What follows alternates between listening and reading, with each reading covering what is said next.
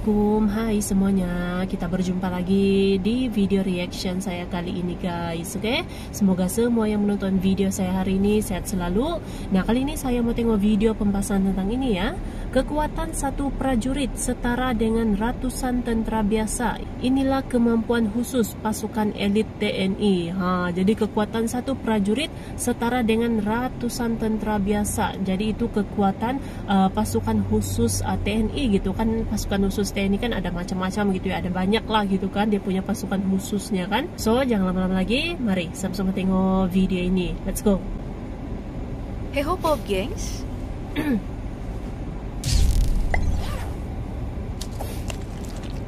Satu prajurit kekuatannya setara dengan ratusan tentara biasa. Misi damai yang dilakukan Presiden Jokowi untuk mengakhiri perang antara Rusia dan Ukraina dikawal personil pasukan pengamat presiden dari berbagai matra. Menurut Komandan Pas Pampres, Mayor Jenderal Tri Budi Utomo, 39 personil diturunkan dalam proses pengawalan. Dari sejumlah personil yang dibawa, masing-masing memiliki tugasnya sendiri. 10 personil sebagai tim penyelamat, 10 lagi berperan memonitor gitu ya, kondisi, sementara 19 gitu. Lainnya bertugas di dekat Pak Jokowi.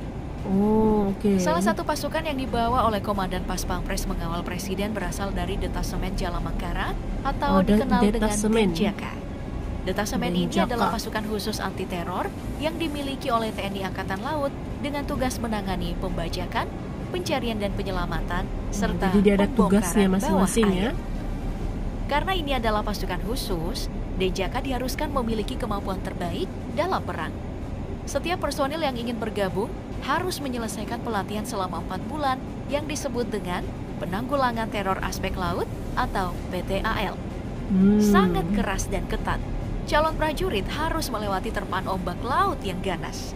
Bahkan prajurit kerap dilatih dengan posisi tangan dan kaki dalam keadaan terikat.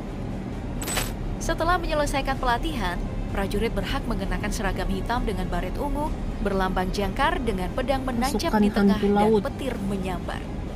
Dalam operasinya, Denjaka biasanya hanya membutuhkan waktu 15 menit.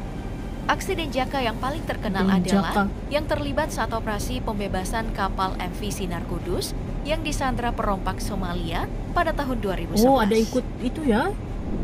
Selain Denjaka, status elit penjaga samudra juga dibentuk oleh TNI Angkatan Laut pada 31 Maret 1962. Ciri khasnya adalah baret berwarna merah marun dengan lambang tongkat trisulan yang digenggam seekor katak dengan jangkar kapal ditambah topeng bergambar tengkorak manusia. Semboyannya Tanhana Wigna Tansirna atau tak ada rintangan yang tak dapat diatasi.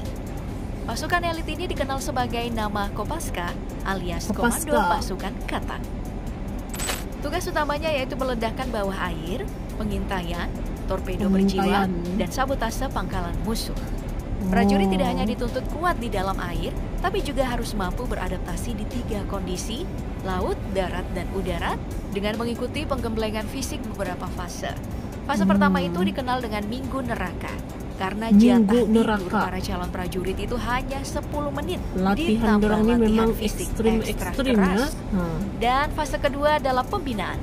Operasi yang paling terkenal yang pernah dijalani oleh Kopaska adalah Operasi Trikora di Irian Barat. Operasi Trikora. Selain Kopaska yang ditugaskan dalam Operasi Trikora di Irian Barat, tentara elit bernama Resimen Parah Komando Angkatan Darat atau RPKAD juga ditugaskan. Resimen inilah yang kita kenal sekarang dengan nama Komando Pasukan Khusus atau Kopassus. Pasukan ini bertugas untuk menghancurkan logistik musuh secara langsung dan pengamanan VVIP.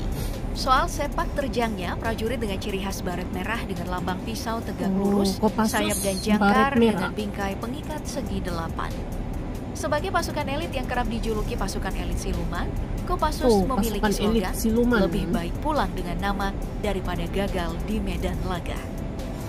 Selain operasi Trikora, pasukan yang sekarang dikomandoi oleh Maijen Iwan Setiawan mampu menangani tugas berat.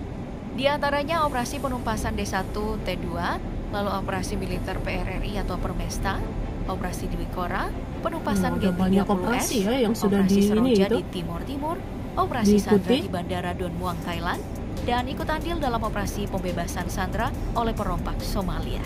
Dan jika ingin menjadi prajurit Kopassus, mereka harus memiliki fisik yang tangguh, Pasalnya, salah satu latihan terberatnya adalah berjalan kaki sepanjang 500 km.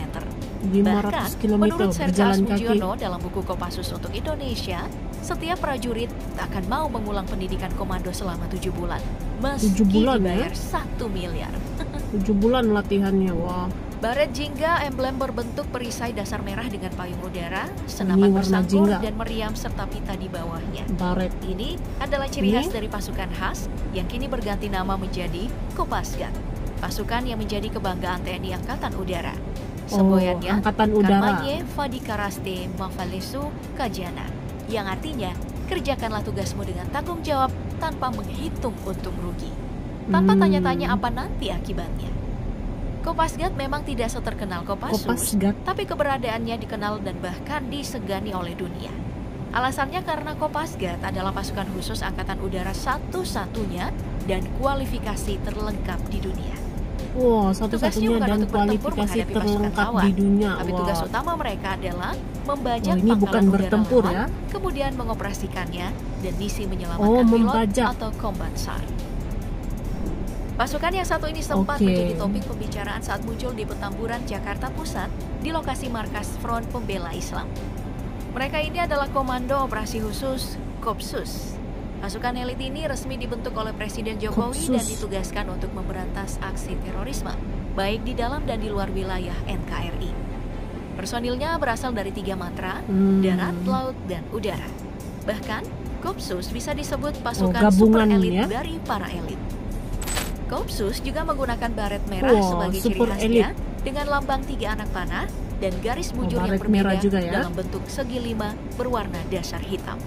Yang ini Selama super dibentuk, elit. pasukan yang diklaim pasukannya bernilai ini. 1,5 triliun ini telah berhasil menumpas kelompok teroris Mujahidin Indonesia Timur, pimpinan Santoso Keren kan? dan Ali Nampak Kalora. pakai seragam hitam gitu. Ada Wah. satu lagi pasukan yang dimiliki oleh TNI Angkatan Laut dan julukannya adalah pasukan pencabut nyawa yang disematkan dari semboyannya, yakni Pasukan Maya pencabut Netra nyawa. Wih, Yamadipati. ngeri. Mereka ini dikenal dengan pasukan batalion Intai Amfibi atau Yontaifib. Sebagai pasukan elit, Batalion. Yontaifib bertugas dalam berbagai misi utama, khususnya pengintaian di darat dan laut dan melakukan penyelamatan sandera.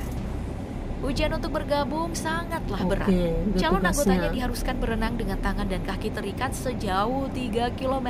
Wow. Lalu diharuskan menyeberangi Teluk 3 Poncomoyo sejauh kilometer. 12 km yang dikenal dengan arus kuat dan gelombang tingginya. Prajurit yang berhasil lolos Latihannya berhak nih, mengenakan baret ungu ekstrim dengan sangat. lambang Jalesu, Bum Yamcha, Jayamahe dengan gambar penyelam dan parasut di Wah. atasnya. Kopassus bukan satu-satunya satuan elit Angkatan Darat. Namanya memang jarang dikenal, tapi bicara keahlian, mereka juga luar biasa. Pasukan ini memiliki seragam serba hitam dengan baret berwarna hijau. Nama pasukannya serba adalah hitam. Peleton Oh, yang ini Intai hijau. Tempur atau Tontaipur yang diisi oleh anggota Kostrad yang terpilih.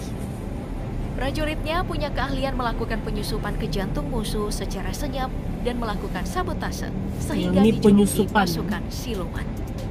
Jika Kopassus ahli dalam bermain pisau Pasukan untuk siluman. melumpuhkan musuh hingga ke tulangnya, anggota Tontaipur terkenal dengan senjata tradisional sumpit beracunnya yang sangat mematikan. Oh, yang ini Pelatihannya juga sumpit. sangat berat selama 7 Guna bulan sumpit untuk beracun. memastikan semua Oh. prajurit dibekali kemampuan tempur di alam terbuka, di bawah air, Masing-masing hingga ada dia pertempuran punya jarak skillnya gitu dekat. kan. Bahkan kemampuan Setiap setiap anggotanya pasukannya itu. disetarakan dengan 10 hingga 20 tentara biasa. Oke guys, jadi itulah dia video pembahasannya ini. Jadi itu dia ya kekuatan pasukan-pasukan khusus TNI gitu. Oke, ada macam-macam tadi, ada Kopassus, Kopaska, Denjaka, dan ada banyak lagi lah dari dia punya pasukan khususnya yang memiliki pelbagai kemampuan gitu ya. Kekuatan satu prajurit itu menyamai 20 tentara biasa gitu. Kekuatannya ialah dia punya latihan sahaja pun memang ekstrim gitu kan. Pasti kemampuannya itu pun lebih luar biasa gitu ya. Hebat ini. Bila nampak dorang mengenakan seragamnya gitu, apalagi yang hitam-hitam semua dorang punya seragam. Wah, cool betul kan? So, terima kasih banyak sebab kamu sudah menonton video ini. Jangan lupa macam biasa untuk support channel saya dengan subscribe, like video ini, dan jangan lupa untuk komen juga, oke? Terima kasih banyak dan kita jumpa lagi di video seterusnya. Assalamualaikum.